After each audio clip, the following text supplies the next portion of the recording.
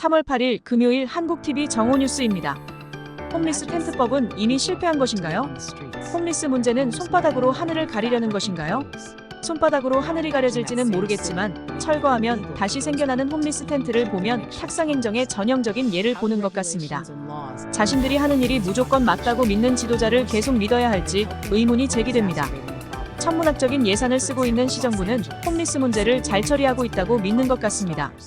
LA시가 거리에서 노숙자 텐트를 금지한 규정이 효과를 보지 못하고 있다는 LA시 보고서가 유출돼 논란이 되고 있습니다.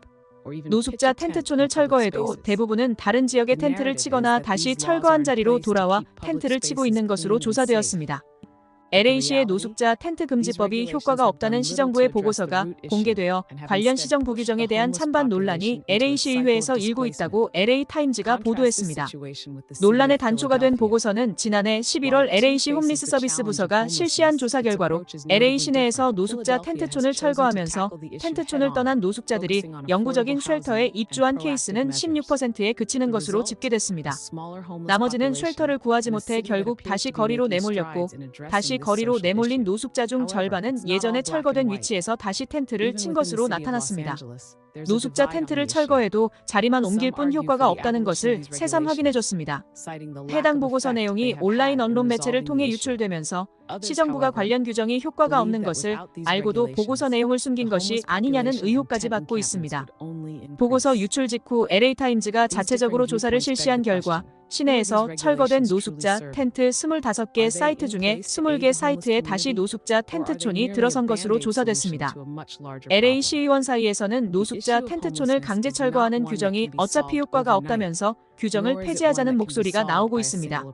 이 같은 목소리는 시정부의 노숙자 텐트촌 강제 철거 정책에 따라 노숙자들이 갈 곳을 잃는다며 홈리스들에게 동정적인 입장을 취해왔던 시의원들 사이에서 나온 이야기입니다. 마치 기다렸다는 듯이 규정을 폐지하자고 합니다. 반면 이런 규정이 없으면 노숙자 텐트가 더 늘어날 것이라면서 관련 규정을 유지해야 한다는 목소리도 있습니다. 시의원들의 갑론을박을 보고 있으면 이들이 과연 누구를 위해서 일하는 시의원인지 의구심이 생깁니다.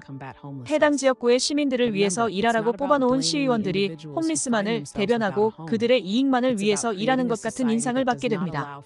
LA시가 아무리 진보적인 시의원들이 시의회를 장악하고 있다고 해도 자신들의 의무와 책임이 무엇인지도 몰라서는 곤란합니다. 폴 크레코리안 LA 시의장은 이번 홈리스 서비스국이 실시한 조사 결과가 자칫 오해의 소지가 있다며 보다 폭넓은 조사 결과가 나온 다음에 노숙자 철거 규정의 찬반을 논해야 할 것이라는 입장입니다.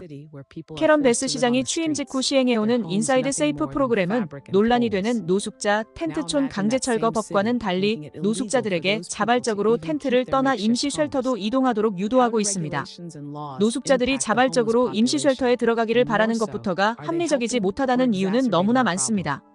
이루어질 수 없는 일들을 천문학적인 예산을 들여 강행하는 시정부를 보면서 과연 이들이 LA를 끌고 나갈 능력이 있는 정부인지 의심이 갑니다. 2028년 LA 올림픽이 가능한 일인지 벌써부터 걱정이 됩니다. 이상 한국TV 마칩니다. 주말이 눈앞인 금요일입니다. 즐거운 금요일과 주말 되실 바랍니다. 감사합니다.